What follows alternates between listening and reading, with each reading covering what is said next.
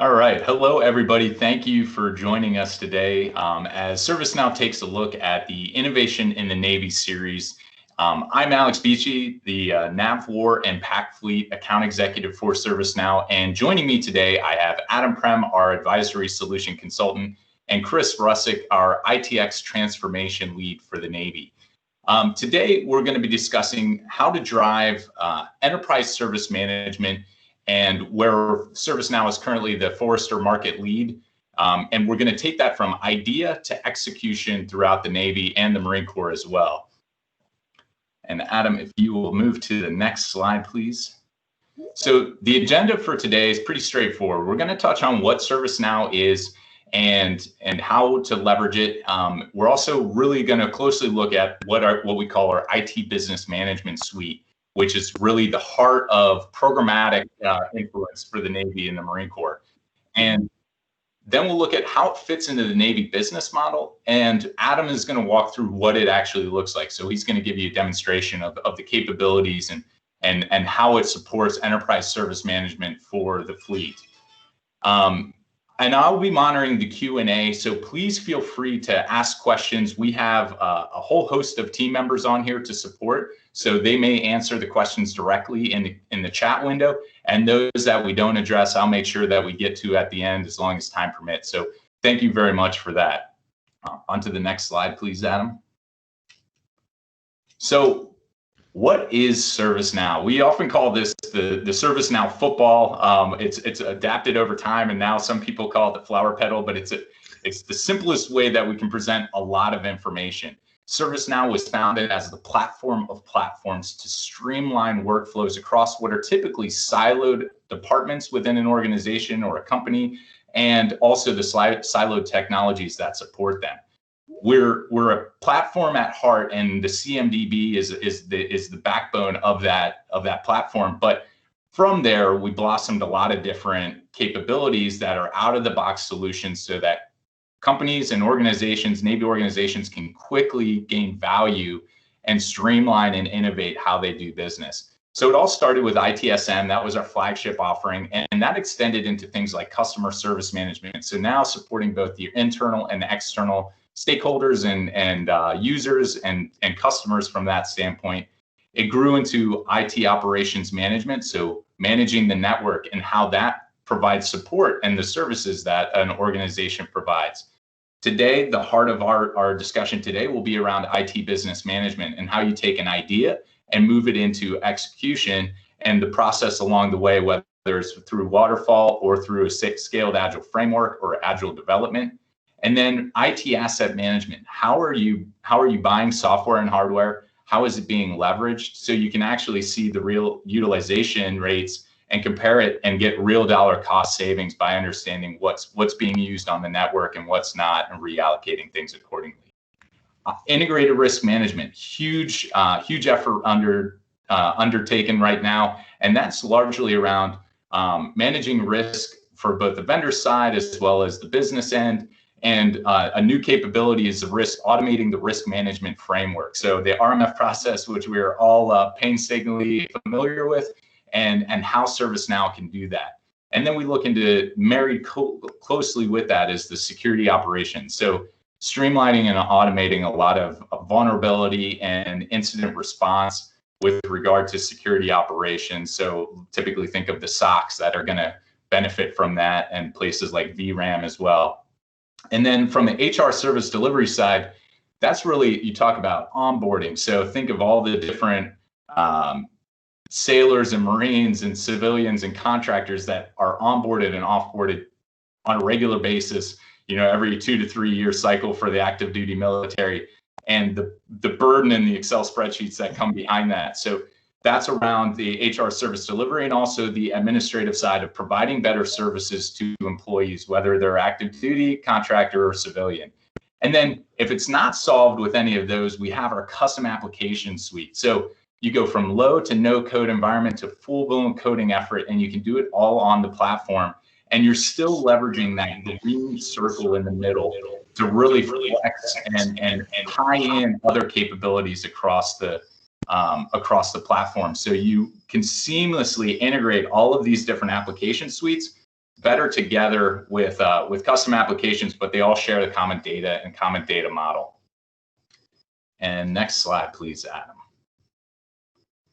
And so this is the first of a two-part series, and we'll look to later expand upon that. And this is really about taking the idea and moving it to execution. And then next week we have a few of our teammates, Chris Martirano and Basil Shaw, are going to talk about unlocking innovation and how to do that for enterprise service management and what the future looks like for the Navy in that department.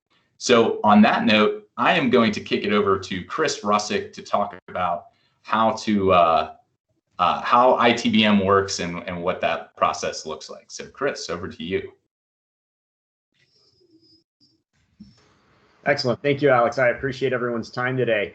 And so we're going to build out this slide here in a moment and to help understand that this is a programmatic approach to project management. No matter the project type, we can help you execute.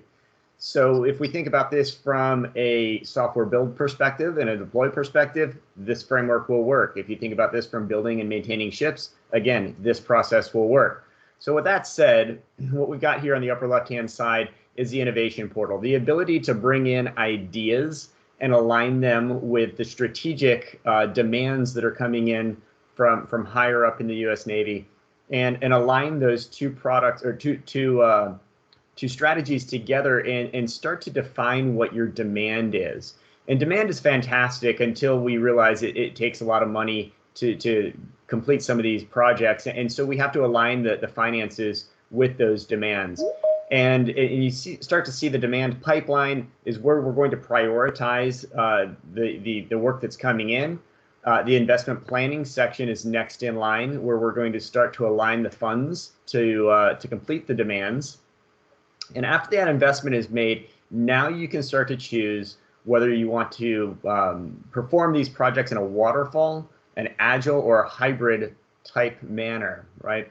And what you'll see here on the far right-hand side is the ability to start aligning tasks, epics, features. Maybe if it's an existing project that's already been deployed, you've got enhancements, stories, defects that need to be included. And the reality is that process then becomes, like I said, more programmatic so that you can get that service transitioned and out to running the Navy. And if you could build out one more, Adam, please. And what's very unique about our solution here is once you've got the product out into a production state, you've got the ability to then start the process over with the far left-hand side to bring in more innovative new ideas. And then on the right-hand side, start to measure with our performance analytics and determine whether you've met the mark or are there other capabilities that we need to add into the strategic architecture to start aligning to new demands and ideas to take the project to phase 2 or a .2 release. If we can move again. And as it relates to many of the core ServiceNow features, the ability for customers to interact, whether it's through the customer portal or through the ServiceNow service portal, you now have the ability to bring in incidents, problems, changes, and start to align the production side of your project, that release. And that's going to have an impact on the future growth of that project. And so we have a way to help manage that. So you'll start to see some of that today maybe as well. And then finally, the last build out here is going to talk about the integrations to, if this is an IT product that you are looking to release, you've got the ability to integrate with the likes of Jira, Azure DevOps, GitHub, Jenkins, and really the integrations are limitless using our integration hub. So the goal here is to provide you with an end-to-end solution that transitions a project from a concept and an idea through execution and out the door, and hopefully help you automate some of those changes along the way. Off to you, Adam, if you want to jump into the demo, please. Yeah, sure. Hey, good morning, everyone. This is Adam Pram. I'm the Advisory Solution Consultant covering Navy. And before I jump this slide, I just wanted to point out a couple things. Today's demonstration is largely going to be centered around starting at the innovation. We're going to take a look at the innovation portal. And as Chris mentioned, this kind of construct of how do projects actually become projects, right? That's a sort of a philosophical question, right? A lot of times it just is what it is. You get congressional mandates and money to say this is what we need to do. But in many cases, you think about the voice of the customer and the voice of the sailor and the Marine, the voice of the engineers that are actually building these products. We need a mechanism to allow those ideas to flow into and evolve into demands. And that's what Chris is sort of talking about. Demand record is really where a lot of the homework is being done. This is where we're starting to ask those hard questions and doing that, the analysis to get us that good crunchy data to say, hey, this is something that we want to go after. We need to allocate some resources to get this done. We need some funding. We're going to turn that into a project. And so to Chris's point too, we're going to be talking about, for the most part, waterfall. I do want to show you, or at least just want to make you aware or recognize that ServiceNow is great in the sense that, yes, we allow for waterfall program management, but we also have native capabilities to capture sprints and epics and things like that. And so in that regard, we're allowed to extend to our customers this ability to track projects as a hybrid. Very important stuff. So the green is what we're really going to focus on today. The orange is more ITSM in nature. That can be covered in a later webinar. And then, of course, the power of the integrations is something we are very excited about. This is obviously something that we're investing a lot of resources in because we recognize that, there are other tools out there. There are other things that ServiceNow does not intend to encroach upon. So we want to be able to talk to those technologies and bring that data into ServiceNow, which is the system of engagement. One thing before I go any further, just I want to direct everyone's attention. There is to the chat. Like Alex said at the beginning, we have our entire Navy account teams present. They're there to answer technical questions. They're there to answer account questions. We've got folks that cover NavFac, NavC, NavWar, NavSup, all of them, all the S2s and S3s. So if you have direct questions, please feel free to leverage them. Like I said, if there's questions that go unanswered, I will take a stab at those. Alex is going to tee those up for us at the very end of the day here, and we'll wrap it up with that. Okay. All right. So why is program management so hard in the Navy? Well, just a bit of background with me. So this presentation is largely going to be centered around the NavWar PEO C4I command. A bit about me. So prior to ServiceNow, I joined ServiceNow in late 2016. But prior to that, I spent 8-9 years working in PEO C4I, specifically as a contractor within PMW 150. And so this feels a little bit like coming home to me. I'm going to do, like I said, I'm going to center the presentation around PEO C4I, the demonstration as well. Just be aware that, IT business management and the way that the Navy executes on innovation and ideas can be anything. It can be tactical in nature, which is sort of the lens that we're going to put on it today. Obviously, NavWar being an acquisition command, we're going to take that into account. But NavC, NavSup, all the Navy is just is a very complex, living, breathing machine, as we all know. And so this has applicability everywhere. But when you take a look at PEO C4I, and this was my home here. In any given day, you're talking and communicating and collaborating with people in other PMWs, right? This is command and control. We had our own programs, but as anyone from C4I understands, we call these the 700 clubs. These are, once the 100 clubs are done with their programs or projects, right? They push them onto the shore or the ship, wherever it's designed to go. So there's a ton of collaboration happening, a lot of moving parts. You take a quick stab at the idea of my systems in 150 were often connected to 160s. Almost everyone's systems are connected to 160s, right? Because they own canes. And so there's the coordination that needs to happen with that regard, in the sense of, hey, look, I can't install until you're ready. This would happen repeatedly. So if that's not all complex enough, then you add the NIWICs, right? This is NIWIC PAC and NIWIC Pacific and Atlantic. And these are the engineers. These are the boots in the ground, the folks, the really smart engineers that are going and actually building and resourcing and doing all the work, whether that's a hardware perspective or a software perspective. They're doing a lot of the work. So you think about the program offices and the integration and the collaboration needed with NIWC. Honestly, in my experience there, this is where the siloing begins to start. The PMWs largely use something called NSERC, which is a great, SharePoint that's hosted out of Dahlgren. But that's what their kind of collaborative environment was. NIWC Pacific and Atlantic have their own sort of tools that they need and their own platforms. And so the complexity for how to get things done within the PEO-C4I just gets a little bit even more tricky there. And if that's not enough, now we're talking, we've got the Navware functional competencies that come over top of that. And these are the SMEs that are specific to, these capabilities, contracts, your logisticians, your engineers, the program management people.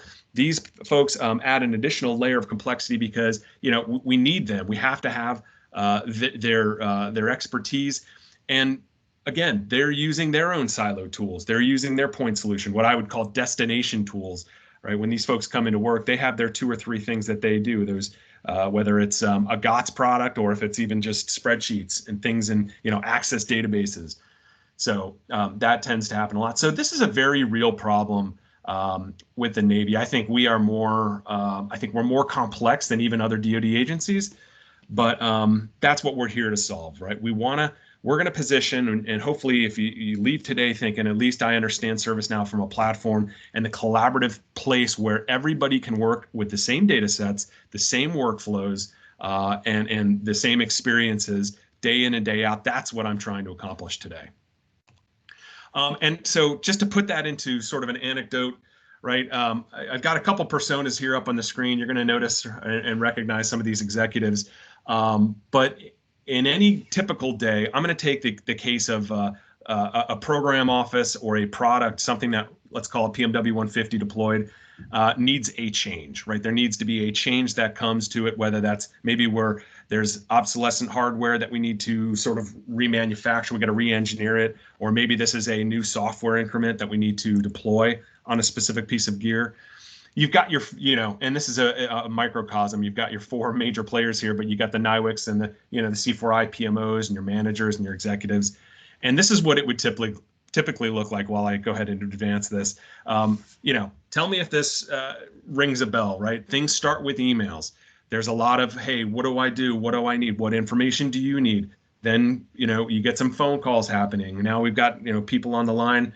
Now we're calendar schedules. We're having meetings and planning meetings for the planning meetings, more phone calls, and pretty soon a PowerPoint deck is developed. And now we're versioning the PowerPoint and there's more and more administrative function. I think you're probably getting the story. There's a whole lot of administrative work that goes into just something as simple, and I don't want to trivialize it, but something as simple as a change to a product. And this is very time consuming, as everyone would probably understand. And at the end of the day, you've got the NIWCs that really don't have a ton of visibility into what's going on because, right, they're dealing with emails and phone calls. They're not able to perform their jobs effectively. You got the PMOs that are, dealing with, that was just one change. We're dealing with 50 changes at a time. How are we supposed to prioritize those changes? What is the structure? When do I know I'm done with this change? And then you've got your executives that, are being asked to approve things with, what could potentially equate to 2 bullet points on a PowerPoint slide. That's not enough information to make a very executive level change. And so they're also buried in escalations and doing other things. And then you've got, the admiral here, who's, more focused on the health of the business, the health of the systems and applications that we're deploying to the sailors and Marines. Are these systems up and running? Are they happy? Are they being used? What is the measurement of performance? So it's not a great environment to be in when you're looking at things like emails and spreadsheets. I want to be clear that emails and spreadsheets are not the enemy here. There is a very specific case for them, but I feel like, our work has turned into just basically a series of these things. When email was invented, it was not meant to solve the world. It was meant for, communication at a very high level.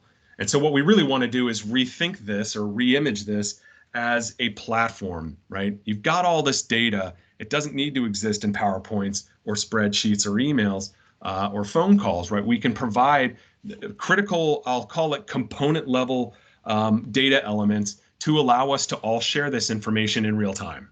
Okay, things like a business catalog, being able to search knowledge bases and articles.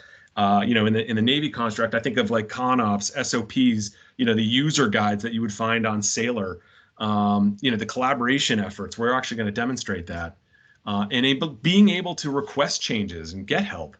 All these things are done in ServiceNow. We have the platform to do this all, and of course, the backbone of all of this is a service-oriented workflow and machine learning. We're not going to talk too much at machine learning today. Just know that it exists in ServiceNow. It usually takes a couple years to build up, the necessary patterns in the data to have that. But the workflow is absolutely inherent to the platform. That's what we are. We are a workflow automation company. And so, in any case, we have reporting and analytics. You're going to see that as well today. So, one platform to get us off of this notion that we have to do business around spreadsheets and emails. Wouldn't be doing my job if I didn't talk a little bit about DoD customers that are using ITBM today. We'll focus here just for a minute. We've got NAVC. This is the shipyards. We're getting an awful lot of traction at NAVC lately. It's been a great journey. It's one that's taken a couple years to develop. But we think of the shipyards. Yeah, we've got interaction at all the competencies there, the 05, 04, 03, and all the warfare centers. So I think we actually have some representatives today from the NUICs and the NSWCs. We're doing really well in that space as well. We've got DISA and some of the other ones that I can read to you. We will share this deck with anyone that wants it after the webinar is completed. I will make a mention. You don't see their logo up here because they're in the middle of implementation, but this is absolutely being used at NAVWAR today. PMW 790 has done a recent purchase of CSM and ITBM to do some of the stuff that I'm going to be covering today. They're just not live, and so I didn't want to put their. It felt like it was improper to put their logo up here just yet.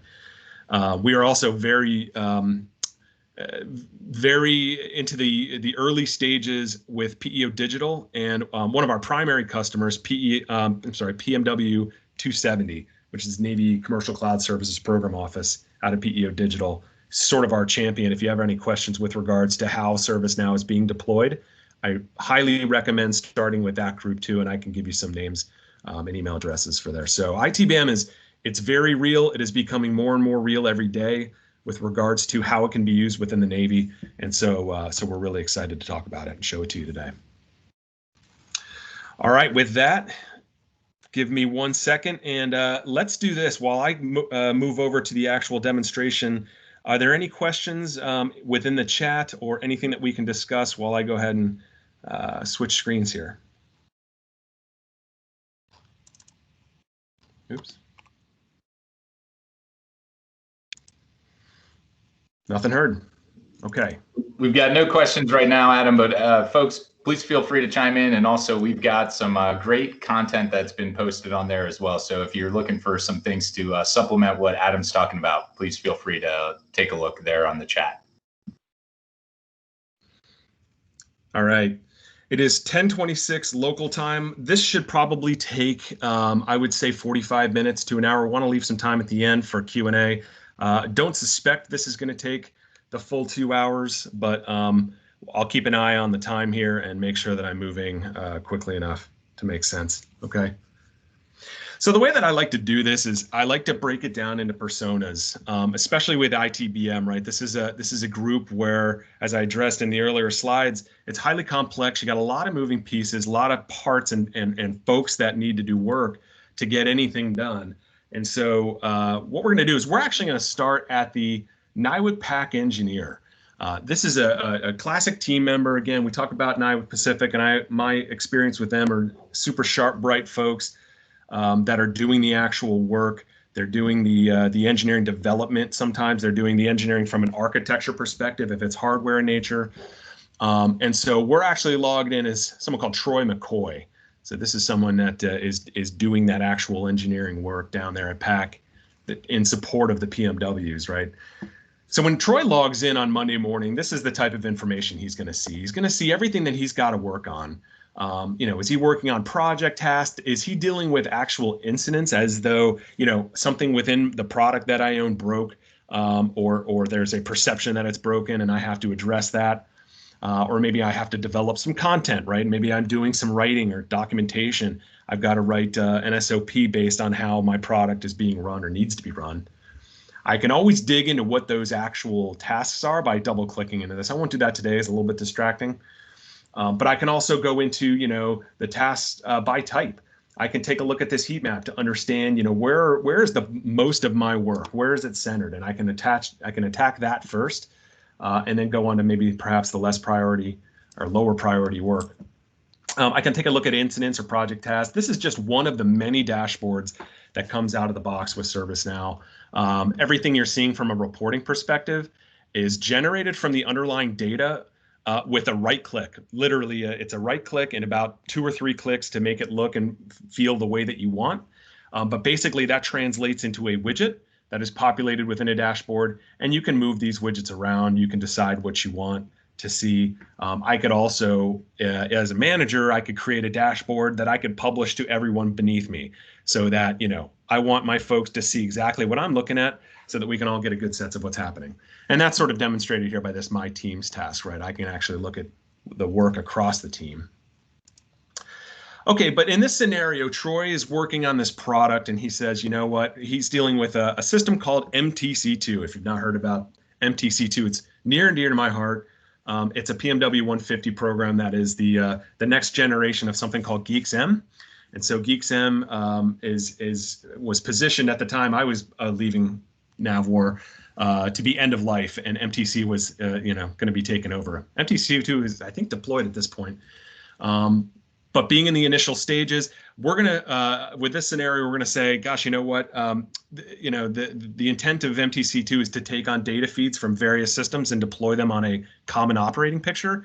And so what Troy's seeing is we don't have enough data feeds. We need more data feeds within MTC2 to make it more valuable. So what he's going to do at this point is he's going to go to this idea portal. He's going to launch this idea portal. ServiceNow has out of the box a lot of portals based on specific use cases. So if it's IT in nature, right? If you're accessing systems and applications and you want help, you want those to be serviced, or I need to order new equipment, we have service portals to do that. But this specifically is an idea portal. The notion of all this, of course, is to grab the innovative ideas from across the organization. It doesn't even just have to be within Navwar. If you think about the Navy, it's a collection of stakeholders, really. I mean, Navwar does a lot of business, a lot of interest in collaboration with NAVC and the other ESH2 commands. But we have to have some sort of portal or capture to allow people to provide those ideas and allow for innovation to happen. Every portal within ServiceNow has something we call either targeted communications or announcements. This is an announcement, right? So this is just the ability to reach out to the customers and say, hey, look, we stood up a new community of interest, for example. Or for example, we have COVID-19 apps that we're going to suggest we all start to use. Pretty soon, we're all going to be returning to work. I don't know about pretty soon. ServiceNow's not going back to work anytime soon in an actual office space, but a lot of people are. And so we've got and this is not the intent of today, but if there's interest in this, please contact us or please use the chat to talk to us about this. But we have return to work apps that are allowing customers to go back into the office in a responsible and health conscious way. Okay, but this is just an announcement. It's a good way to throw things in front of customers so that they know what's going on. I'm going to go ahead and close this, though. We're going to close these out. Okay, and so what I really like about the idea portal is the intent is for people to come here to create their own ideas, but I don't have to have a good idea to come in here and add value. As Troy comes in here, he can take a look at everybody's ideas and say, this is really good. I want to upvote this, right? I want to add additional gravity or raise my hand and say, yes, please, this is important to me as well. And so if you're looking at from a requirements perspective, you're going to start to see pretty quickly, where the good ideas are and where people have a wealth of interest. I don't cover the Army side, but they actually deployed an innovation portal or an idea portal And they had to actually, within 48 hours, they had so many ideas that they had to disable the portal for a little bit because they needed to take time to go through and understand everything. It's a wonderful story because you want that kind of engagement. So I love to share that. But like I said, the other thing with the ideas is this is very much not something where it's, you think of your typical suggestion box, actual office space. And we had these around Navor, literal boxes that were attached to walls with, a little piece of yellow notepad and a golf pencil. You would write your ideas, you stick it in the box. And that's not a bad thing at all. I actually quite liked that. But the problem with that is I have zero visibility into what's actually happening. I don't know if people are collecting these ideas. I don't know if they're crumpling up and throwing them in a waste bin the moment I write them. So there's no visibility. And so what this provides you is the understanding of, hey, this was submitted, or maybe this was kicked back because we need more information, or hey, good news, this one was accepted and it's now in our backlog. This one's under review. We're doing some assessments here.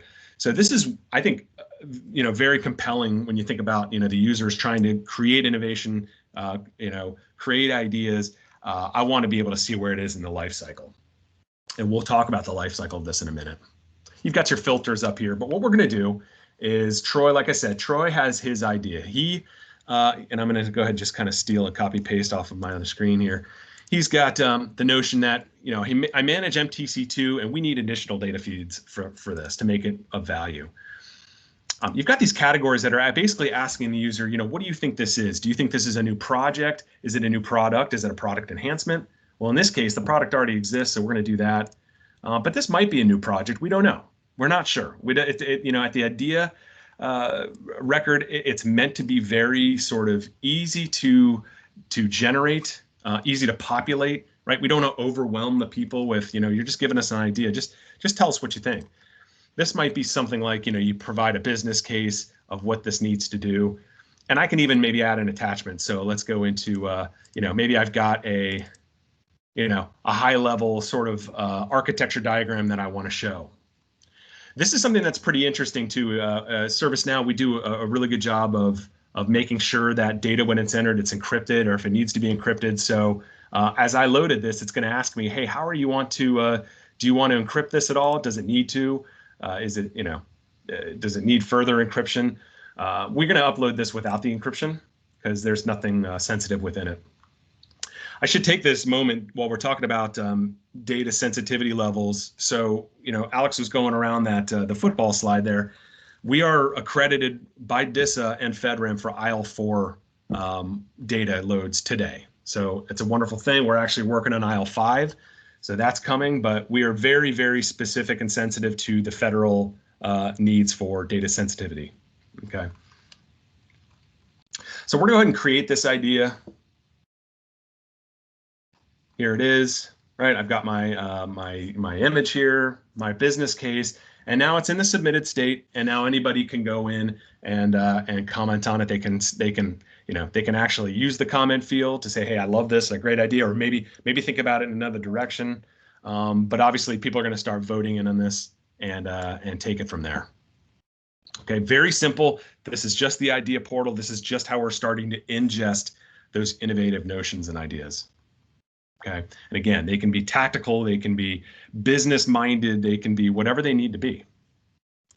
Okay, so at this point, I'm going to end the impersonation with Troy McCoy here. We're going to impersonate the next person in the life cycle, and that's Brian Marshall. Brian Marshall is going to be the PEO C4I requirements manager.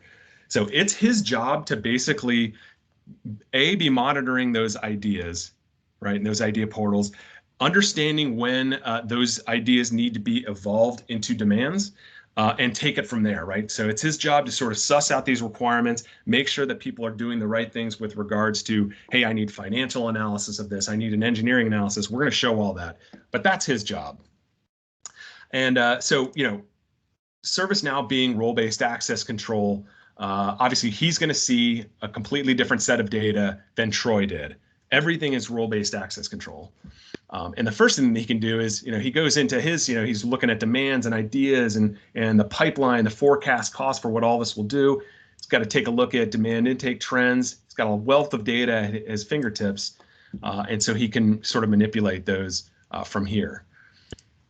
One of the things that we have in ServiceNow is called virtual task boards and or visual task boards. And what the intent of this is, we're going to take a look at how users within ServiceNow interact with data. But this is one of the more fun ones to demo because it's very intuitive and it really resonates sort of with the next generation of employees, coming out of college these days. They don't necessarily want to work in forms and lists. They want to work in something a little bit more visual. And so we haven't talked about the demand stages of the life cycle yet. We're going to get to that in a minute. But this is what it's represented here. So these demands are draft or submitted, or they're qualified, screened, whatever they need to be. And the idea is I can actually, I can assign these things to different stages just by using the forms. But I can also just say, hey, look, this one's draft. I think it's good to be submitted, or I think it's done to be qualified. As long as there's no business rules restricting me from doing that, I can actually move these demands and all these tasks. This is just demands, but any task within ServiceNow can be moved around and aside in this nature. You're seeing something here too, like things that are submitted but haven't been assigned. And let's say, I want to take Abel. I know Abel here is working this specific cloud migration. I want to make him the primary user or primary recipient or assignee of that task. And I can also add people as supporting as well. Okay, so this is the visual task boards. We really like it. This is actually, it's very Kanban feeling. PMW 270 is using this very well for what they need. They're doing a lot of agile development, but they're also using this to assign their tasks. So it's pretty exciting to show. Okay, but what Brian here is going to do, he's going to pick up where Troy left off. He's going to launch the innovation portal. And here it is. This is something that was, Troy submitted. It was like 4 minutes ago. But let's, use our imagination. Let's fast forward 40 days and say, hey, look, a lot of people agree that MTC2, we could really enhance this. We can make it much more friendly to the sailors and Marines that use it if we add additional MTC2 data feeds. And so what Brian's going to do, he's going to launch this. And he can edit it, he can delete it. Not that we would ever want him to delete it, but he can certainly see it. And we're going to open this up in platform. Now he can do a couple different things with this specific idea, right? We're treating this as if it's got 40, 50 votes and everyone loves it. So what he can do at this point is attach it to a task that already exists. So maybe, hey, look, there is already work being done on MTC2. I want to basically just add this idea to that task so that they're aware that other people have ideas and what they can do from a data feed perspective. But what they're likely to do is I'm going to create a brand new task, right? This is going to be basically the evolution of the idea record. So you got to ask, what is this going to be? If you think about that, that workflow that Chris was showing in the presentation, we talked about this notion that ideas can turn into anything. They can turn into software development efforts. They can turn into, when you think about epics and stories and scaled agile frameworks. They could be improvement initiatives. Maybe this isn't like tactical at all or tied to a product. Maybe this is, hey, we need to address the parking situation in our contractor parking lot. It could be anything. You could actually unilaterally skip demand altogether, and we're just going to create a project out of this because it's ready for it. But 9 times out of 10, what you're going to do, or what Brian would do as a requirements manager, is going to say, okay, I love the idea. Everyone else loves the idea. I want to create a demand record because this is where, again, the real homework gets done. The demand record is really powerful within ServiceNow. And really, just think of demand record as in DoD or Navy speak. It's just a requirement, right? I mean, you would do this for any typical requirements management effort. This notion of sort of looking at it from an analysis perspective and understanding if it's something that we want to do. Okay, I'm going to kill this idea portal as Brian's done his job with regards to promoting this to a demand, so I can get rid of that. And at this point, we're going to launch the all demands. We'll talk a little bit about forms and lists here in a minute. Okay, so here's our demand record. These are all the demands that we've created or that we're working with. I want to show you a couple different things just so you leave saying, okay, the power of the platform here. Some of the things that we can do. We've got 317 records here, and that can be a lot.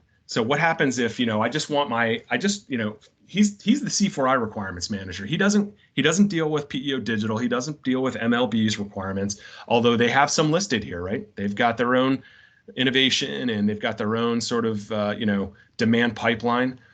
So if I just go to a PEO C4I record, any of them, and I right click on this, I can actually just show the matching records. So now I've gone from 317 down to the 15 that I actually really care about. Okay, so these are the PEO C4I demands that are in that particular portfolio. When I do that, I'm actually building up this conditional list up at the top here. You saw that, I'll take this back out for a second.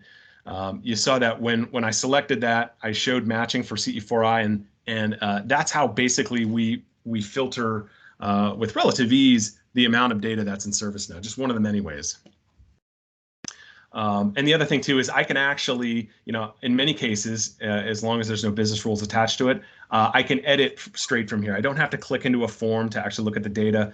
Like I said, if I've got the roles and permissions, I can actually work and do some work in the actual list view.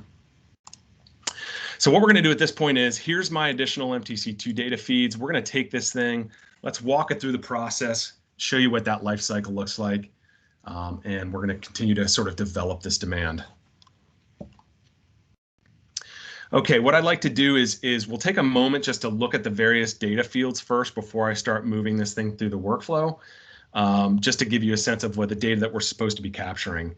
Again, everything here is out of the box. The demand record comes with a lot of fields and data elements that make sense for typical requirements. Just please be aware that, it's extraordinarily easy to configure this. We like to think that we get you to the 10-yard line, and then during the implementation process, whether it's a partner that you use or us, we do professional services as well, we will sit with you and understand, hey, what data fields do you need to see here? But just to give you a sense of Alex talked about we're low code to no code platform. What would it look like if I actually needed to add a field right now to this demand record? Well, if I have the admin permissions, and I don't have it right here, I don't think with this person, I guess maybe I do. So let's give it a shot. So I'm going to go to configure and then form layout. And this is going to bring me to basically a list of what we call the slush bucket, bunch of information that is typical for a demand record. And this is what's being shown on that actual form, right? So if I wanted to see, gosh, I don't know, Agile stories, or I wanted to populate that, I wanted to show that over here, we can do that. But what happens if, in the Navy, right, it doesn't not necessarily care about, maybe goals or in scope. So I want to know exactly what sort of Navy base this is being tied to. I can just create a brand new field. Let's call it a string. We'll say it's a small string, but just to give you a sense, right, this can be scripts, this can be integers, images, HTML, this can be really whatever you need it to be. And I'm going to go ahead and add that to the form. I'm going to move this up to the top here. Let's say,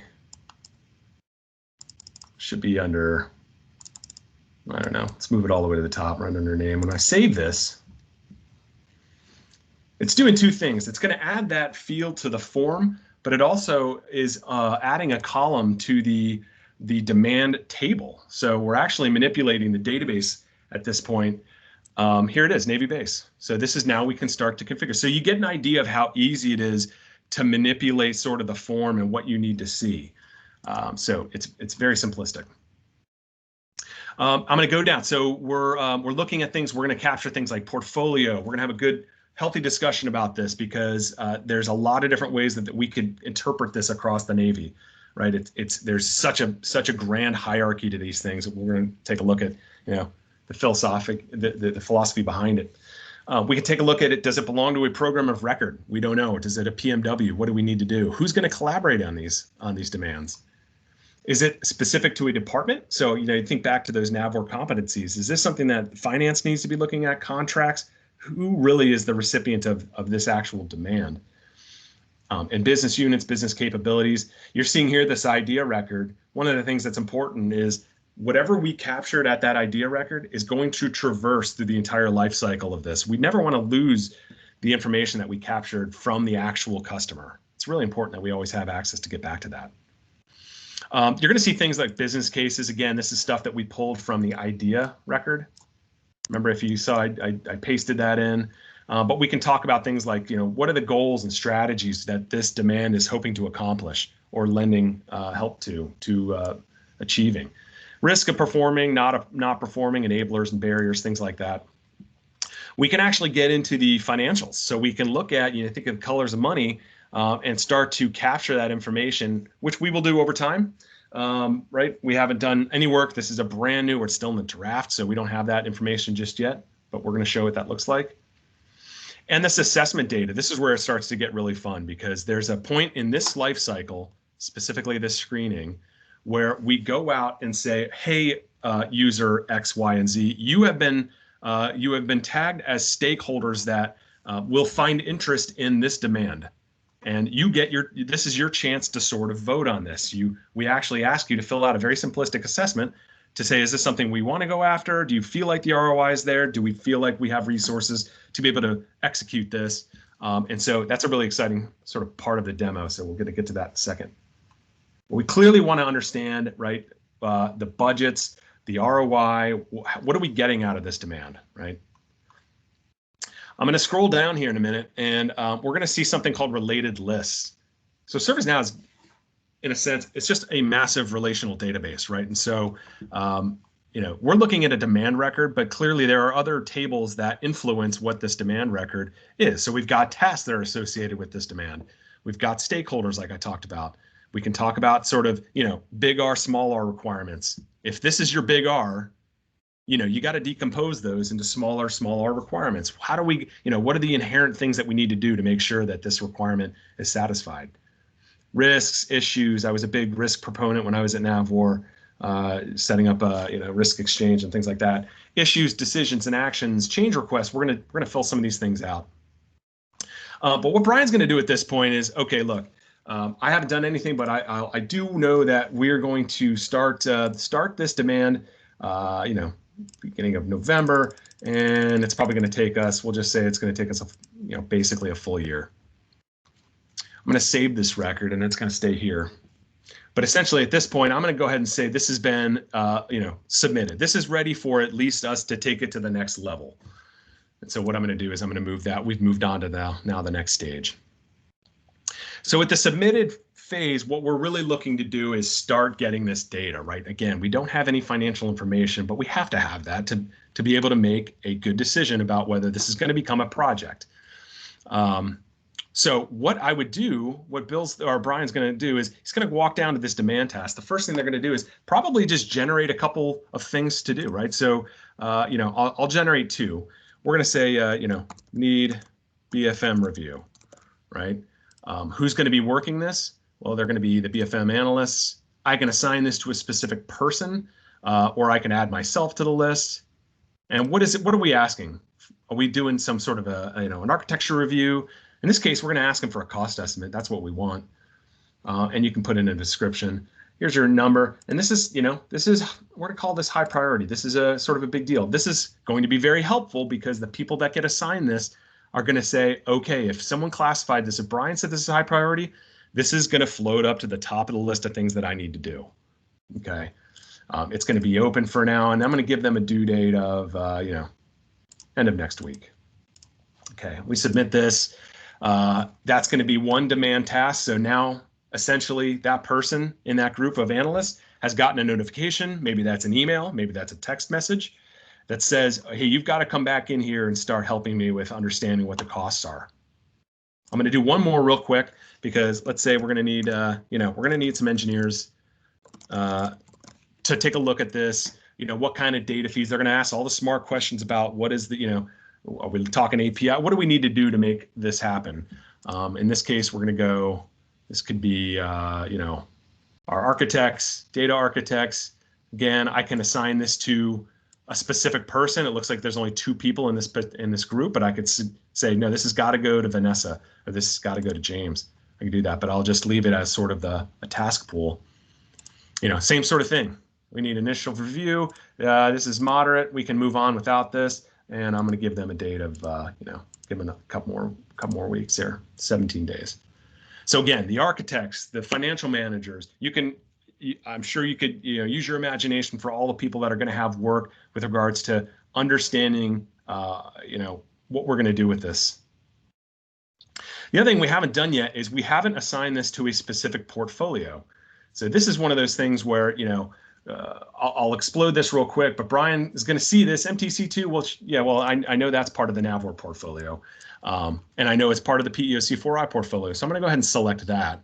I'm going to leave program open for now, right? Because, I remember from MTC2 perspective, we, it came in as a PMW 150 product, but some of those requirements actually got spread out to the other PMWs. So for right now, I'm going to actually leave that alone. This might be something where in a minute where we sort of collaborate with other people to understand who belongs to that. But I want to take one note here. You look at the stakeholders. There's no one in there right now. You see there's no records. But when I do a save, now that I've determined what the portfolio is, now when I save this record, all the stakeholders are assigned to that portfolio. So now when I go back down here, you've got everyone that needs to be involved in this decision. Now, look, this is you're hopefully noticing that I'm taking the program managers from each PMW here.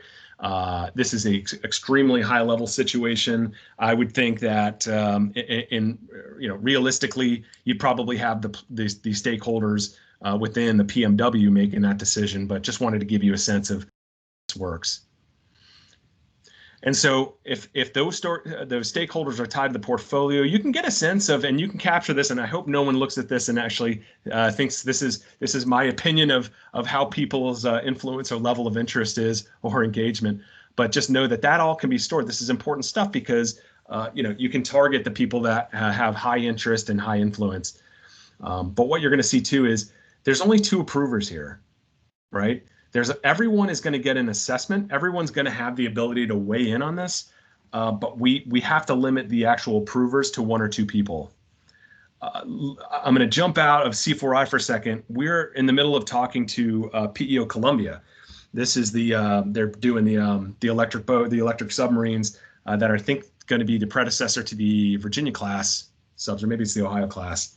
But we've been talking with them from a perspective of how do we build submarines and how can we use ServiceNow to do it. It's actually going really well. But it's funny, one of their biggest issues right now is there's not too many cooks in the kitchen. There's too many approvers. There's too many people that can weigh in and determine whether they move forward with a specific design or not.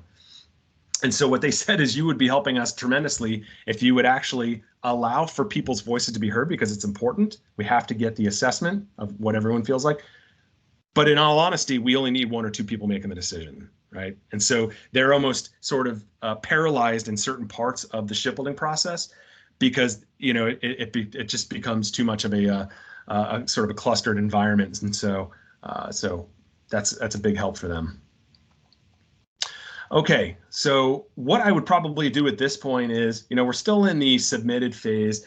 In a minute, I'm going to go ahead and initiate the assessments. But to talk about sort of the collaborative environment of ServiceNow, when I was at 150 and POC4I, we used something called DCO, right? That was our chat, and I think that was even brought offline because for security purposes.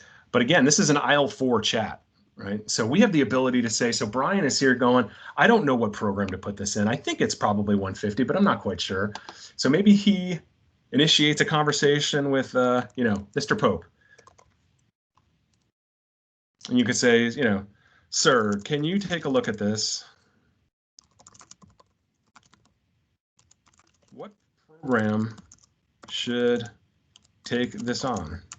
And you would basically I'm going to drag this record down in here.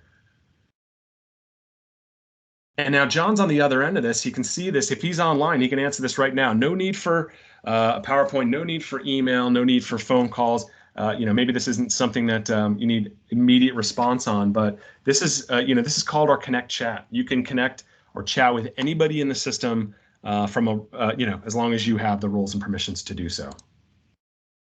So Mr. Pope comes back and says, this is definitely a PMW 150 program.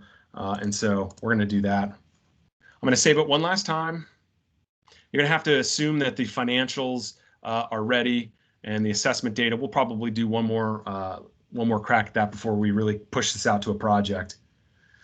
Okay, but at this point, we're ready to screen. So what we're going to do is, again, we're going to screen this. Everyone's going to be able to see, if you're a stakeholder, you're going to get something that says you get to weigh in on this. So we're going to need you to fill out a quick survey with regards to how you see this going forward. So I'm going to promote this to screen. And when I do that, I'm actually going to come out of the persona of Brian Marshall, and I want to jump in as one of the assessment recipients. Okay, so in this case, I'm actually going to take the liberty of being an admiral for a moment, just for a moment. Okay. Okay, so Admiral Rothenhouse here is came in on Monday morning. He's got, we don't not ask him to do a ton of things. He hasn't set up any dashboards, but he does have the assessments and surveys. And here you go. This is what it would look like. And now this is just one. You might have a bunch of assessments and surveys. I want you to take a good look at this for a minute and start thinking about the data call process. I think everyone in the Navy has lived through data calls. It's a necessary evil. I'm not suggesting that data calls are bad. You absolutely have to do things like that to make educated decisions. But it's always been sort of messy in my opinion. You see a lot of duplicative efforts going around. It takes a long time. By the time the data call is over, give it 3 months, that data is completely stale. I think we all sort of know and live that. But this is another mechanism to be able to do that. It's more real time. Okay, so the Admiral's going to come in here, take this assessment. This is specific to MTC2 data field. So he's going to say, okay, what do I have to do here? What am I asking to provide? I'm going to collapse those real quick. We're in this case, and you can configure this any which way you want. I sort of think about it as like cost, schedule, performance. My old client, APME, said that's the holy trinity of program management. It's cost, schedule, performance. But in this case, we're asking the Admiral to weigh in on two things: strategic alignment. Does this align to what we actually, our goals are for POC4I? And what is the risk? What is his determination of what the risk posture looks like? So I'm just going to go through really quickly. Is this related to a corporate initiative? I'm going to give this a 7 out of 10. Increased job efficiencies? Yeah, maybe. I mean, it's more about providing sailors with more data. Yes, it helps with, it helps with consistency and optimization. Does it give us a competitive advantage? Absolutely. I'm going to look at risk now. Susceptible to time delays? Maybe. Compliance and regulatory. So I'm just going to go ahead and just continue to build this out. And now that I've done this, I've given my assessment of what this all looks like. I'm going to hit submit, and my work is done. So I've weighed in on this. Certainly could have a follow-on meeting to this, but I think as we go forward, it's important that information is captured. And so I'm going to actually come back now as Brian, the requirements manager, and take a look at how that demand. Now, keep in mind, that was just one assessment, but we basically farmed that out to 10 people, right? Every PM within PEOC4I. And so we're going to take a look at what that looks like. Quick pause here because we didn't really talk about ServiceNow. If you've never seen ServiceNow from a navigation perspective, right, you have the ability to access all the things that I have access to from a role-based access control. But typically what we see is, I reference, dashboards, and, I have to favorite certain things because, there's only a handful of things that I actually do on a consistent basis. But I also have a history tab here. And this is huge because it's a big platform. And if you have a lot of roles and you're doing a ton of work, there is a very small risk that you could get lost and forget where you were. You might be a couple clicks down. But the history tab allows us to say, where was I? Oh, I was right here. This is the demand record that I was taking a look at. Bring that right back up. It's sort of a shortcut there. Okay, so now when you look at our assessment instances and our assessment results, right, I can see all the assessments that went out. The Admiral came back. His is complete. He met the due date. This is for a demand record and the results of those assessments. Okay. So this is the Admiral here. He weighed in on the size and the risk and the strategic alignment. Brian here probably also did his assessment from an ROA and cost perspective. But all that information is now aggregated, and we can get to see, the weights associated to how how this is going to be captured and how it's going to move forward from here on out. So we're getting close to being done with this demand record. Again, I'm gonna ask you to use your imagination with regards to the financial managers had their tasking, they filled this in. We'll just go ahead and do it. I'm just gonna give it a bunch of numbers here just to have it. That's a big number, but we're gonna just keep it like that. I'm actually gonna do a save here. And what we're actually doing is we can actually do some of the, in fact, if I were to plug in financial benefit and do another save, the platform is going to do some of the work for us, right? This might be a bad situation, so let me shorten this up. We're going to do a resave. I want this ROI to be something a little bit more realistic than negative 94%. But here you go. Okay, so here's our cost. We're going to spend this much in OM and OPN, but the benefit of this at large is huge. So we have to do this, right? What I can also do at this phase is build out resource plans. And you can build out resource plans at the project level too, but I just want to give you a very quick demonstration of what this would look like. So if I said, okay, this is getting very serious. This is a demand. I haven't kicked this off to a project yet, but it's darn close. The need is there. Financially, we can do it. I got to resource this thing. How would I do that? So we would click on resource plans, and we're going to create a new resource plan. This looks a lot like when I did the task assignment, but what we're doing here is it's going to say, okay, someone's got to do some of this work when this becomes a project. Who's going to do it? Do we do it by group? Is it by user, by role? In this case, we're going to leave it to be a group. I'm going to take, for example, let's say I need some, I'm going to need some big data folks. This is all about, this whole demand is about data feeds and feeding information into MTC2. So I'm going to need a group of big data scientists to help me with this. What's really cool about this, again, I can specify members, or I can just, this is going to be done by all the members. But I can also sort of take a look at just from a skill perspective. So let's say I've got, 20 big data scientists, but I've got to have, the data feeds that we want to plug into MTC2 happens to deal with like an SAP HANA system. Okay, so we can go in and actually look at the actual skills that those people might have or need to do the work, right? So we sort of are able to sort of focus on, hey, this person is certified in SAP HANA. That's the person that we want to do this work. So we're able to do that with skills. Are we asking for hours or FTEs? In this case, I'm going to say, yeah, I'm going to need 3 FTEs, and we're going to call this, big data. Here's our record. It's, this is going to start when the project was going to start. It's going to end when we're going to need them the whole time. We're going to spread them evenly across the month. And when I go ahead and submit this, or actually save it first, it's going to go into, from a cost perspective, it's looking at the members that we selected. We can actually determine bill rates if we needed to, and say, okay, this is the bottom line. This is what it's going to cost just for those big data scientists. Okay, because we've got 63 person days, we've got 3 FTEs. These are the planned hours. So we get a good sense of what that cost is going to look like based on the data, the cost rates for that particular person or persons. We actually have a time card function, which doesn't really apply or lend itself well to Navy all that greatly. But, you talk about things at the shipyards where, again, you go back to the PEO Columbia use case and any kind of shipbuilding use case, they're, a project for them looks like I've got welders and plumbers and, carpenters and all these, steel-toed shoes and boots guys and gals. And I have to track their time with regards to what we're asking them to do. So we actually have a great time card system as well. Okay, but we're going to go ahead and request those folks. We're getting back to the, we're going to get back to the demand record. We're going to wrap this thing up. Okay, so we've done details. We know what portfolio, we know what project it's going to go into. We've done the financial homework. Let's say the engineers have done their review. We've got resource plans, and now we know that we can actually do this. At this point, what we're probably going to do is push this thing to a qualify.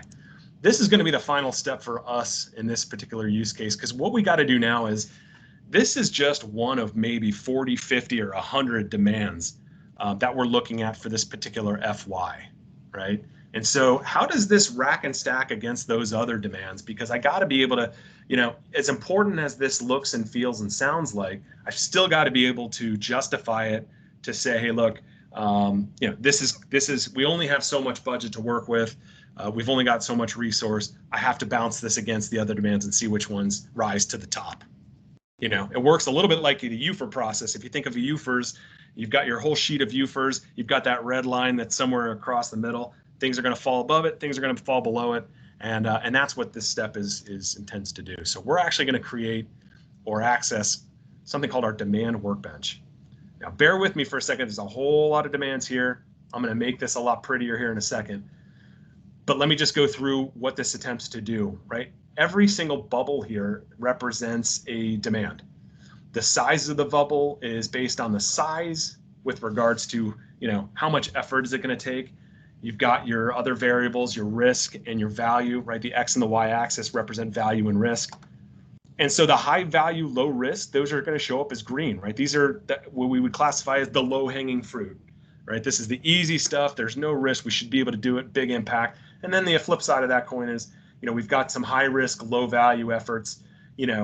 Maybe we want to defer those to other years. Maybe we just don't want them there at all. But this is very messy. So what I want to do here real quickly is let's take out, like we're looking at various portfolios. I want to take out, for example, I don't know, this IT transformation. This should clean it up a little bit. Yeah, so this is a little bit better. We can actually make this super clean and just select, let's select just the PEOC4I demands. There's probably only a handful of these. Yeah. And so remember, when we did the assessments, we aggregated that data from all those different users to say, hey, this is the risk posture, this is the value, this is the size. And that's important, but it's also probably even potentially more important that the human interaction, the machine and data can take us so far, but there are things that a computer or a platform or even something like machine learning and AI doesn't do, and that's human interaction. So let's say, for example, so I'm here, Brian, it's going to say, here's my little MTC2 data feeds. It's falling somewhere almost in the bullseye here with regards to risk and value. But here's the thing. I've talked to the Admiral. This is hugely important to him. It's important to his superiors and their superiors. So this is something that is probably really, thank you, machine. This is good. This is good data, good to start with. But what I probably would do is I'll double click on this. I think this is a greater size. And I actually believe that we're more in the realm of right about here. The Admiral has told me unequivocally this is a high value mission that we want to take on, and so we're going to move that up to the green. But the old process of this is you've got all these demands, you've only got so much budget and schedule to work with. Which ones do you want to select for execution? And this is the best part. So now that we're done with the qualification, I can actually right click on this and I'm going to go ahead and create a project. So we've gone from a very small idea, right? Troy McCoy's idea of, hey, this is we need more data feeds for MTC2. Brian has taken it over. He said, okay, let's do some homework with this. We're gonna build the financials. We're gonna understand how relevant this is, how important it is.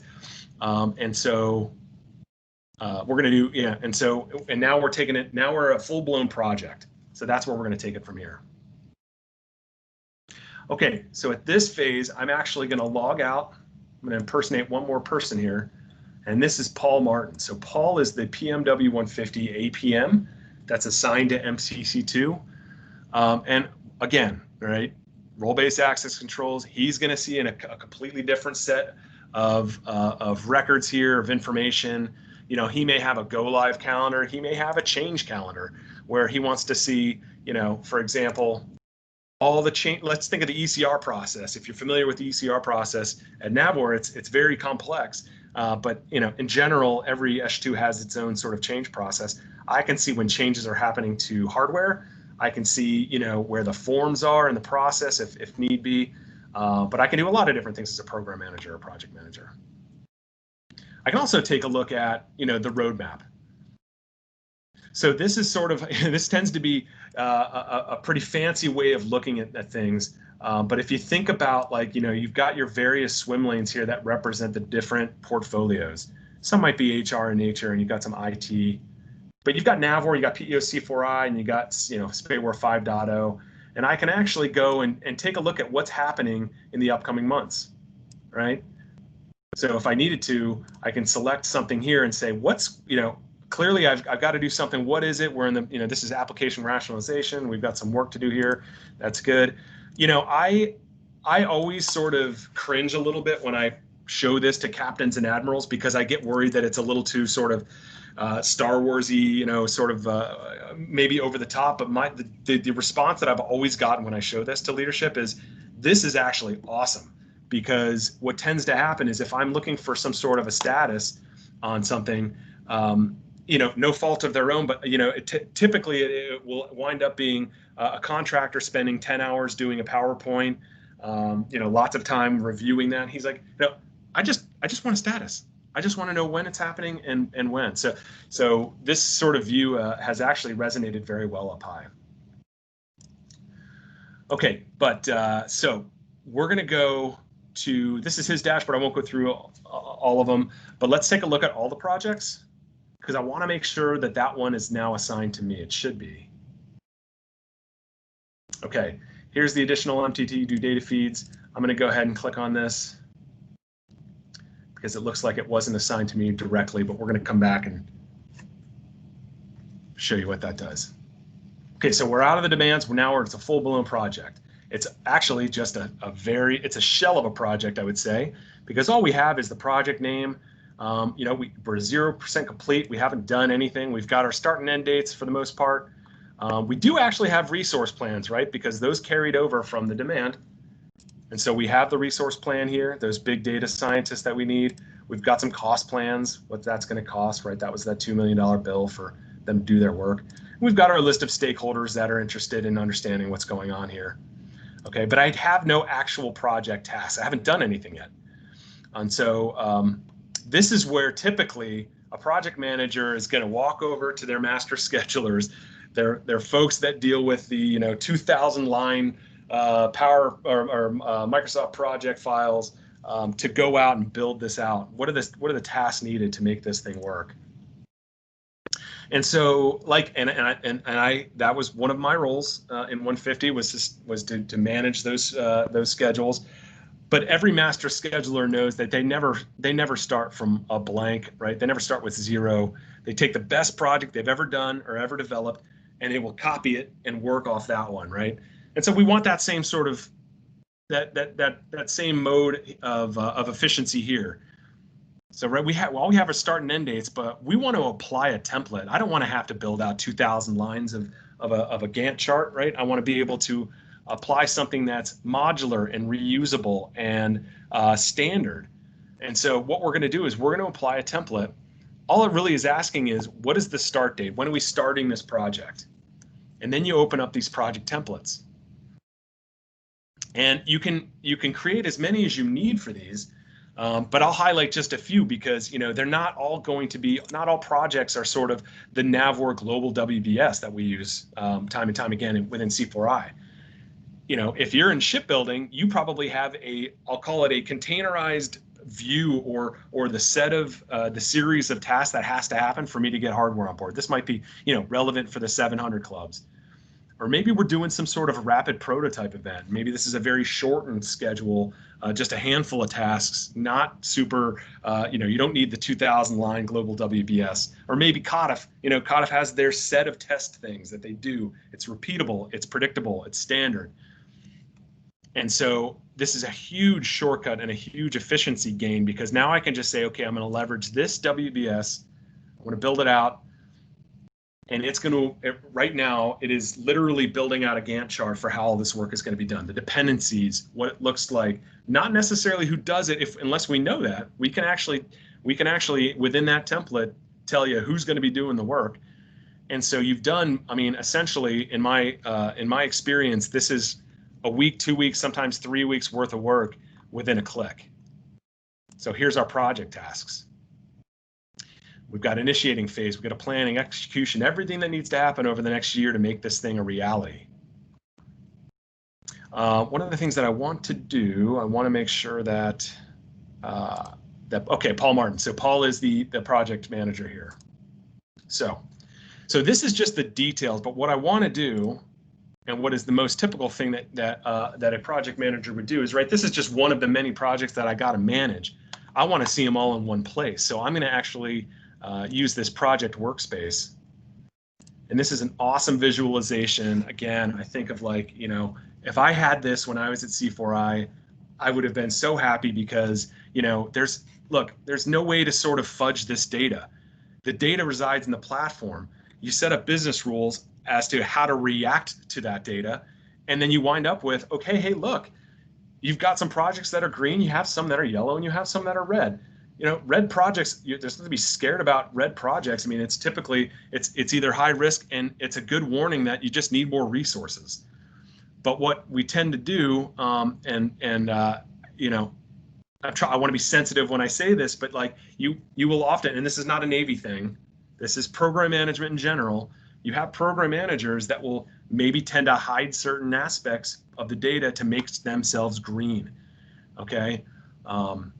And I just, you know, fundamentally, I just think there's something wrong with being yellow or red, right? This is your indication that, hey, I need more help. I need more people, or I need more money. I can't get the job done. So in any case, so what we're going to do is, I'm going to go down and find my, oh, the state wasn't work in progress. That's what it is. I need to go back. I'm going to go back into all projects. I need to make it work in progress so that I'm seeing it on my little dashboard there. I forgot to do that. So it's still in a pending state because it just landed in my queue, right? But I'm going to go, okay, got it. I'm running with it. We're going to save this. It's in work in progress. It's going to ask us, hey, we're going to start this. We're kicking it off. Are you sure you want to continue? Yep, we're good. We are taking this on. Okay, so now we've basically updated this to say, hey, we're basically live on this thing. So let's go to the workspace. Okay, and there's my project. So let's open this up real quick. You know, we do what we didn't talk about at the very beginning while this loads. We do 2 software releases a year within ServiceNow. We almost always have a spring release and a winter release. And our releases are named after major cities in alphabetical order. So if you think about, you know, our very first release was Aspen, then Berlin, then Cairo, then Dublin, then Eureka, right? We are actually on the Paris release. We just released Paris about 2 weeks ago. And so we're constantly infusing new capability and new ways of thinking and new ways for the users to interact with data, which is why I brought this up at this point, because we had gotten some feedback saying, hey, look, you know, for program management, it gets kind of tricky because I got to click all over the place, right? I got to go to my resource plans and I got to go to my status reports, and there's a lot of different places I need to click, and we're trying to shorten that up. And so we built this workspace just to be basically all inclusive of everything they would need to click into. So you've got some micro analytics here with regards to, okay, the status is green. Well, yeah, it's green because we haven't started anything yet. We don't have any risks, issues, actions, nothing like that yet. And then we'll look at the details. The detail screen is what we have already been looking at, so this is not foreign to anyone at this point. This indicates the various projects, you know, the metadata behind that project and all the tasks. But what most people like to see is the planning console, right? This is the actual Gantt chart view of the project. Keeping in mind that we actually, I'm going to kill this, it's asking me if I want to take a tour. I don't want to take a tour. I'll do that later. Oh, question from the floor? Probably just someone signing off. So this is our planning console. So keep in mind, we didn't, you know, 5 minutes ago, we didn't have any tasks. We didn't have, we applied a template. Now we've got everything that we need, right? It built everything for us. The dependencies, you know, we can look at critical path. If I wanted to show the critical path for what this looked like, I can do that here. And for me, one of the most important things, because this actually didn't exist when I joined ServiceNow, is external dependencies. So you think of, like, from a C4I perspective, and this is a very real thing. You know, the programs and projects in 150 and most of the other 100 clubs were highly dependent on the Kane schedule, because I mean, it's the big dog. It's the most important thing, that they own the schedule for getting the network and all the supporting IT equipment connected to that network. And so it was always critical that we stayed in lockstep with them. And so these dependencies are, what we're seeing here is just sort of internal to this project. But if I wanted to, I could say, I'm going to add an external dependency. And that project might be on, do I have Canes here? I bet I do. Yeah, here's my Canes project. I can select a specific task, meaning I can't initiate this step until they're done with their, formal acceptance. And then I can create a dependency from a hard or soft. Is this something that, okay, you get a notification, but you're going to keep continuing on? Or is it hard in the sense that, no, it's a day for day slip. Every time their task slips a day, we slip a day. So we have the ability to do that. That was really exciting for me because, like I said, we didn't have that when we first started. But again, going back to the 2 releases a year, we have this great ability and agility to create new things in new releases. I can see notifications if I have any. You've got your, you can create baselines. So this is huge, obviously, for schedule management. You want to create, or we call it snap the chalk line, right? You want to do that at the end of Friday to see the deltas. We get this a lot too. We can import Microsoft Project and export into Microsoft Project, okay? Because we understand, especially in the Navy, we're still on, a lot of commands are still using MS Project, which is totally fine. What I've always said is, if you want sort of the holistic picture, because we haven't really looked at I want to look at the whole portfolio schedule. I want to look at it all. If it's going to be a challenge to roll people out of Microsoft Project, the workforce, you can continue to allow them, but make sure you're importing at the end of the week into ServiceNow so that you're getting the holistic picture. I can always print these things. We can do a wealth of things. We talk about, from a ServiceNow perspective, printing, sharing. We'll take a look at our resources. And this is, I think we only added one specific resource group. We just did that big data field. So, but we can add additional. So this gives us our ability to sort of see, again, who's assigned to what, at what level. The costs associated, that's going to be in the financials. And the financials is obviously going to include not just resource management, but also, hey, what's the hardware associated with this? What's the software? Are there licenses involved in all this to be able to make this work? And so you have this great financial summaries tab. So again, hopefully looking at this going, man, my loggies can use this, my BFMs can use this, my engineers can use this. This is back to what I showed with, one single platform to allow everyone to interact with the same data. One quick note here, when we're talking about the financials tab, is I do not have a meeting in the Navy where people don't ask about an integration to Navy ERP. So Navy ERP just concluded with a great effort. I think it was NAVSUP that did it, but basically moving Navy ERP into the cloud. From I think it was R3 to SAP HANA, right? So it's a wonderful story. So we're getting a lot of questions with regards to, hey, where does ServiceNow fit from an ERP perspective? Is that something that they're trying to go to? And the answer is unequivocally no. We do not want to be an SAP. We are not an ERP. We're very good about knowing what we do really well and what we do well enough, and the stuff that we just don't want to be part of. So we don't want to be a data lake. We don't want to be capturing all the financials. But what we do want to do as a system of engagement, we want to bring that data in from wherever that repository is, bring it into ServiceNow, allow people to manipulate it and do the work that they need to, and then send it back into something like a Navy ERP. Our CEO that joined us, I think last year, was the ex-CEO of SAP. His name is Bill McDermott. He's like this industry titan. Everybody loves him. He's just an awesome guy, awesome leader. But you're going to start to see a lot of involvement between those two companies, SAP and ServiceNow, from a partnership perspective, because we both have, I think, really well-positioned technologies. And so anyways, long story short, we are building SAP HANA integrations today. We are really looking to sort of formalize this or pilot this as an OTA because there's so much value and we're getting so much demand from our Navy customers today saying we got to get access to Navy ERP data. Okay, so the last thing is really status reports, and I can show you it really quickly. There's nothing here because it's a brand new project, right?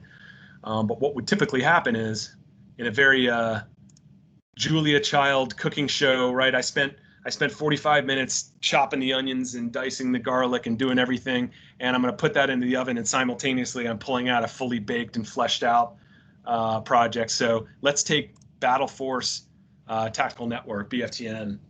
And please, I hope no one's associated with this and thinks that I think it needs to be a red project. But just to give you an idea of what a status report would look like, this is something that has, we've had a lot of runtime with. We've captured a lot of status reports.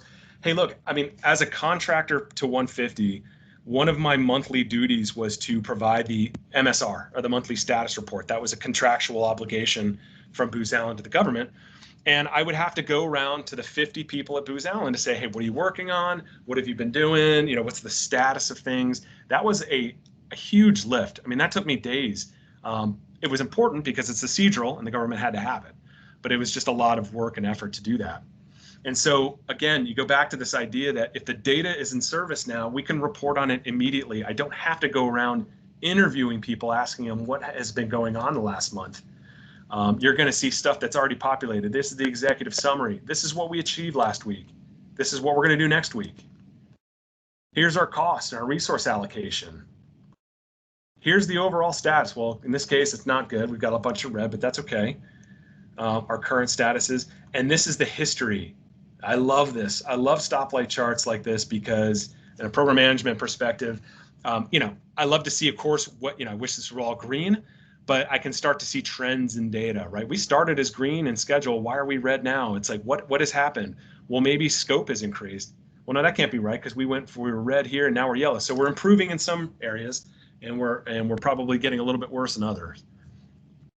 But these status reports, I think, are so powerful because this is something that you give to leadership, or you provide. You don't need to print it out. You don't need interviews. You don't need it to be in Microsoft.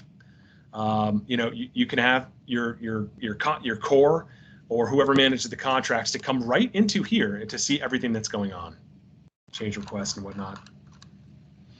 You can always print these things out, right? Again, back to the platform. This is something that, print to PDF, print to a printer, whatever you need to do. We try to stay away from generating paper these days, but we understand the reality, right? It's just what it is. So I'm going to show one more thing, and then I will be done. I'm looking at the clock. I probably went a little bit over where I wanted to be, but I'm going to actually end the impersonation. I want to show you one more thing. We talked about the various releases and constantly infusing new ideas and new things into our products. So one of the things that we have heard from our customers is I need the ability to, when I'm setting up my budgets for the year, I want to be able to war game a little bit. I want to build scenarios based on different sort of courses of action. The Navy and the DoD deals with things like sequestration. It's not predictable. It may not happen every year. It sort of seems to happen every year. But what do we do in those cases?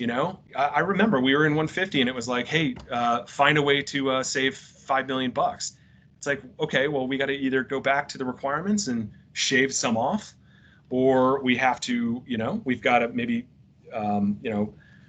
bring down some of our contractor footprint, whatever it may be. So we actually heard that and we said, we're going to build something that allows us to do this. What I'm going to do is I'm opening up this portfolio planning workbench.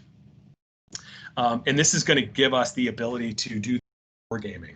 I'll take a very simplistic view, but basically this is our FY20 plan as it stands right now. We've got all our 170 programs and our 120s and maybe some cat and dog projects that don't really fit into a PMW. But we've got everything that when you see here, we know the planned costs associated, what the priority is. And this is just the timeline view, but I love this because, again, I can see where things are going to end and where they start.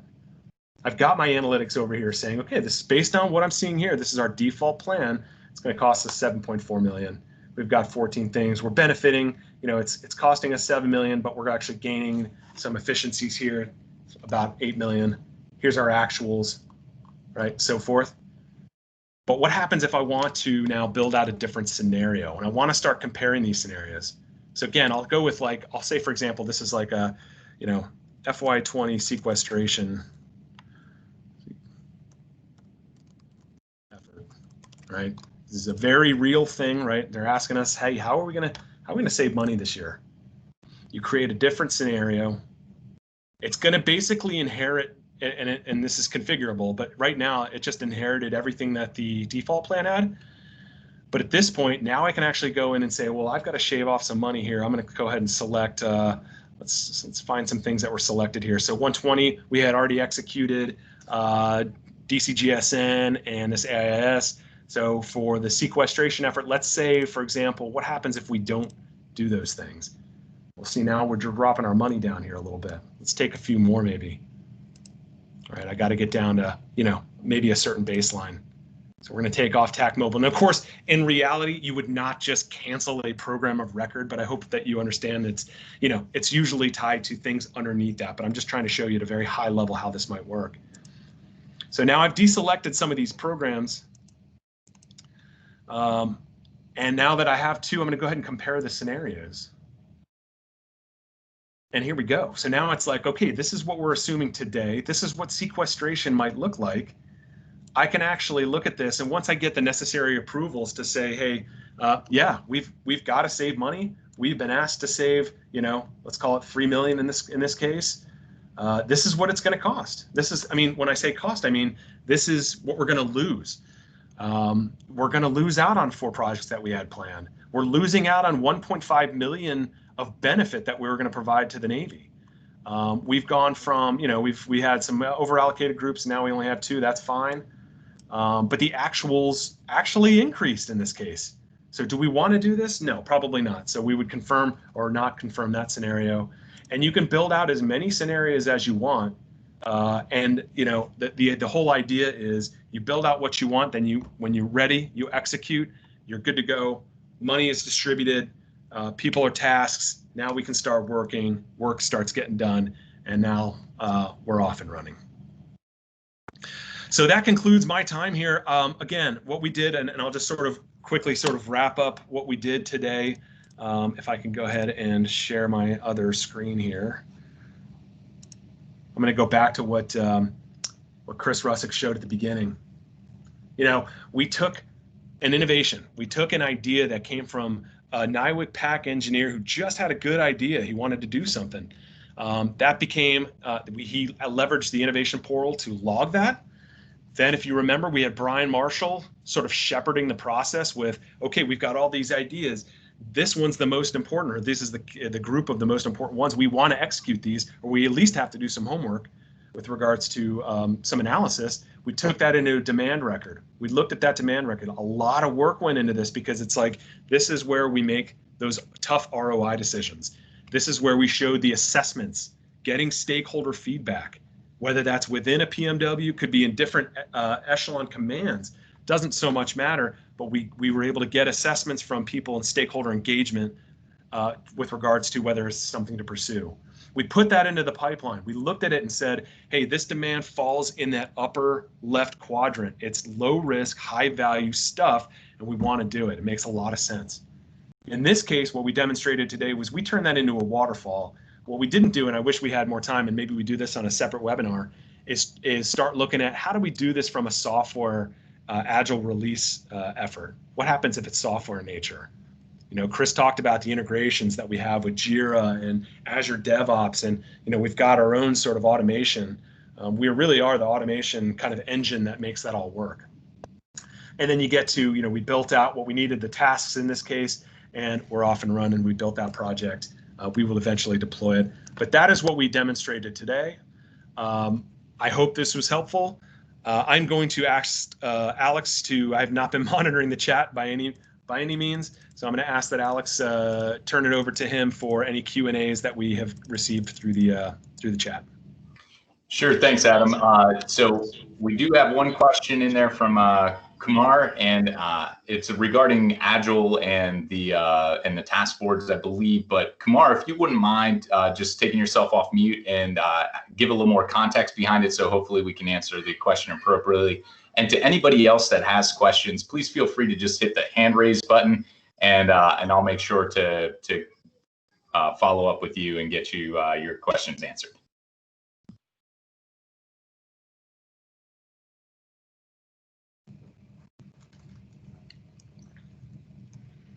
may have dropped off.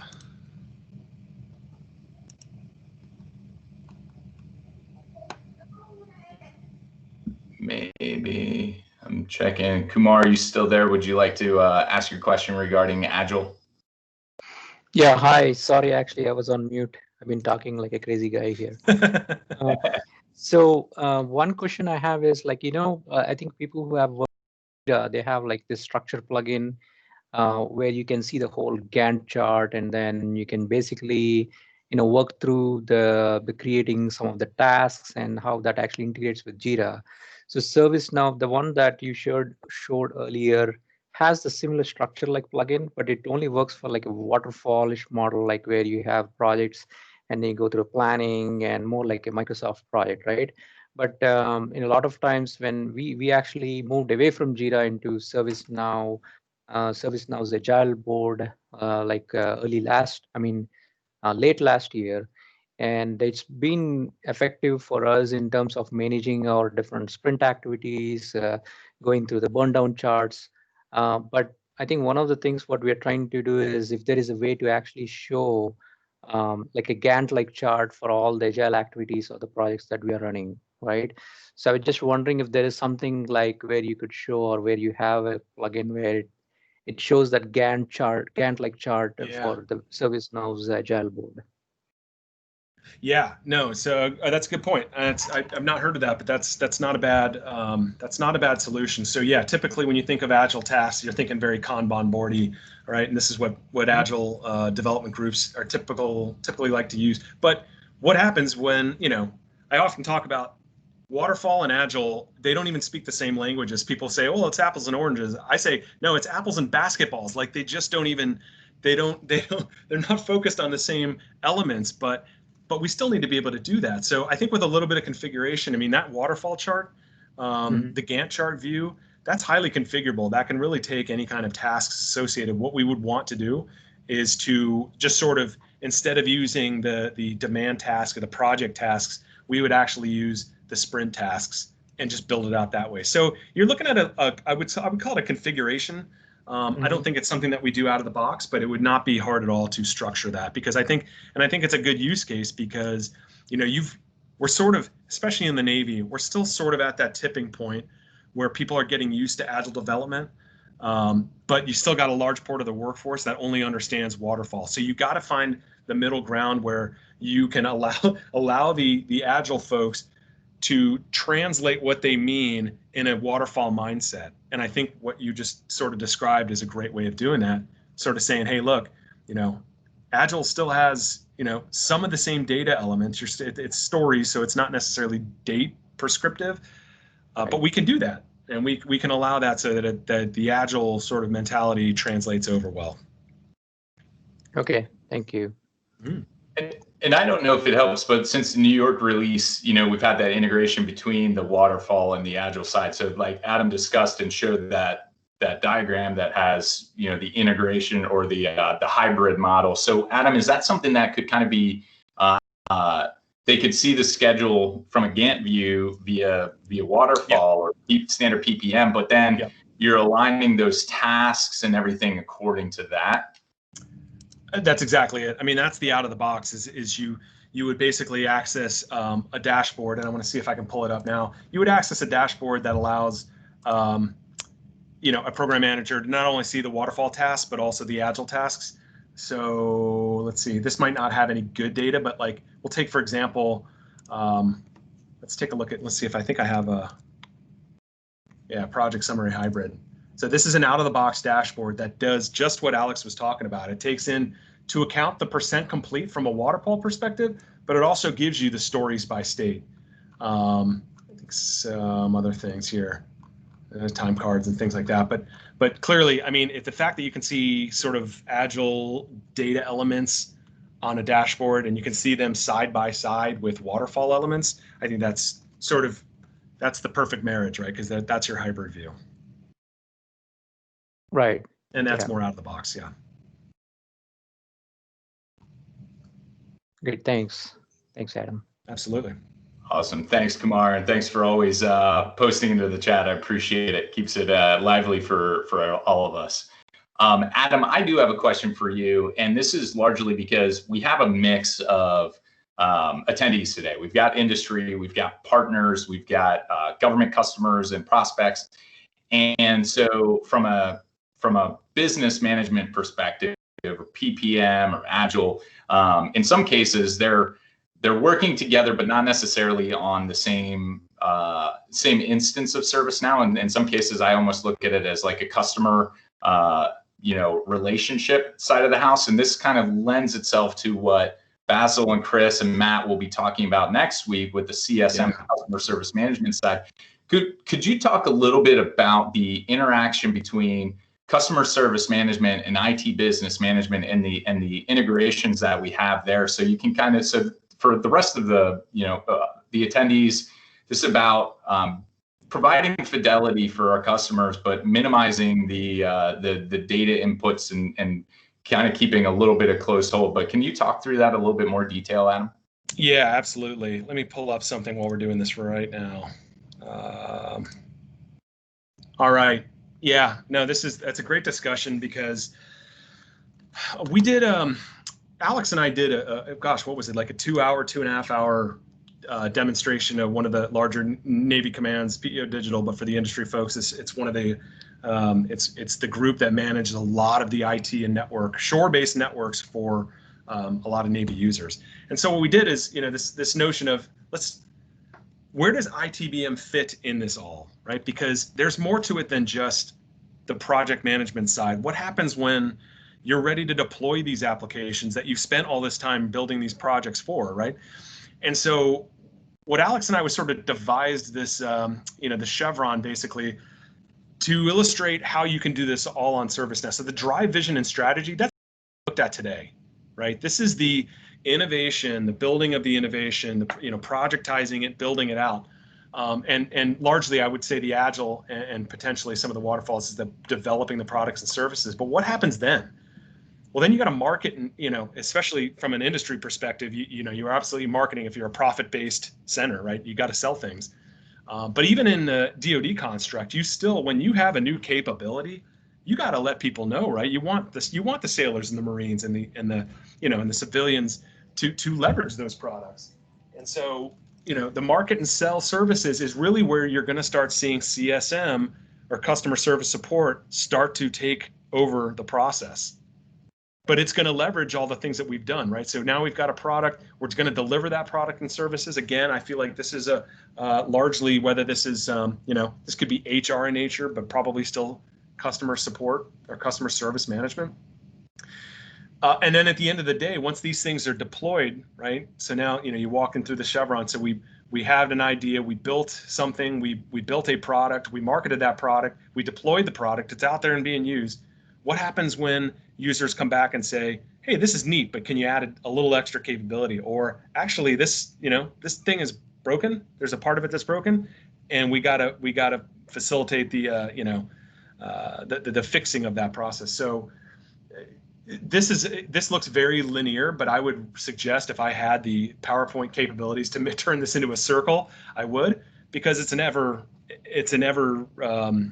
evolving, sort of process. So, but we developed all this, and we actually showed this to PEO Digital about how we did basically take the 1.5 hours you guys just spent with me, and we took it and said, okay, now we've deployed product, and now we're servicing it, and now we're making sure that it's working and running, and that works in just about everything. If you're managing IT, are you managing human capital? Are you managing assets? It's a huge one. Hardware asset management right now is massive. We've got audits happening all over the place with regards to understanding where things are. External relationships and business capability. So there was just a whole lot here that we wanted to show. And this is basically enterprise service management. So again, ITBM, what I showed you today, as much as it is, it's really just a very small portion of the overall service management from an enterprise capability standpoint. There's a whole lot more that we can do. And so I think where Alex was going with that was chapter 2 of this story is next week, same bat time, same bat channel, register. We're going to have Basil, Chris, and I think our CSM guru, my counterpart on the CSM side of the house, Eduardo, run through that demonstration. So chapter 1 today, chapter 2 next week. Thanks, Adam. That's awesome. Yeah, we are, that brings it to a close. I appreciate everybody joining today. I don't believe we have any further questions.